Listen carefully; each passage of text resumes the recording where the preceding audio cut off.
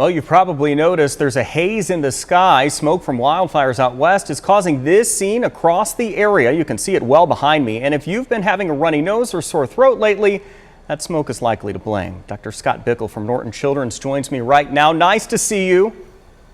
Nice to be here. Thank you so much for having me this evening. You got it. There's an air quality alert, as you know, right now for that smoke and small particles in the atmosphere.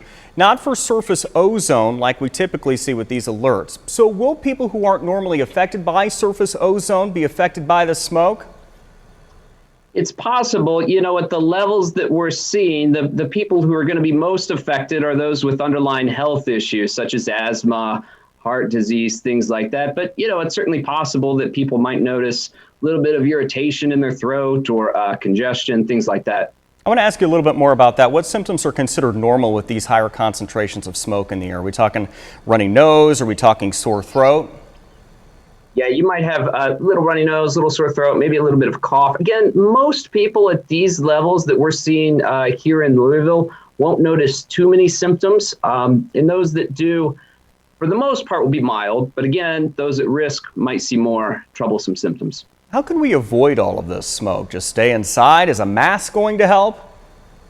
Well, a mask won't help too much for this situation unless you get a really tight-fitting N95 mask, which is really not going to be necessary for people in general, and would be difficult to breathe through for most people. So, but the surgical mask, the mask that we're using for COVID, really won't filter this out too terribly much. If you're someone who is very sensitive to poor air quality, it's probably not a bad idea maybe to just reduce your time outside, maybe stick to the mornings or late evenings, things like that. But for the most part, people just need to be cognizant of their symptoms and how they're feeling, drink lots of water, and they should be good to go for the normal activities. Everyone always wants to know the bottom line anytime something's bad, right? So what's the worst thing that can happen here if people are not cautious? Well, again, it depends on your underlying health risk. For most people, probably the worst case scenario for what we've got right now is just going to be some mild irritation, sore throat, things like that. Now, obviously, if you've got asthma, worst case situation would be things like an asthma attack, and sometimes those can be severe.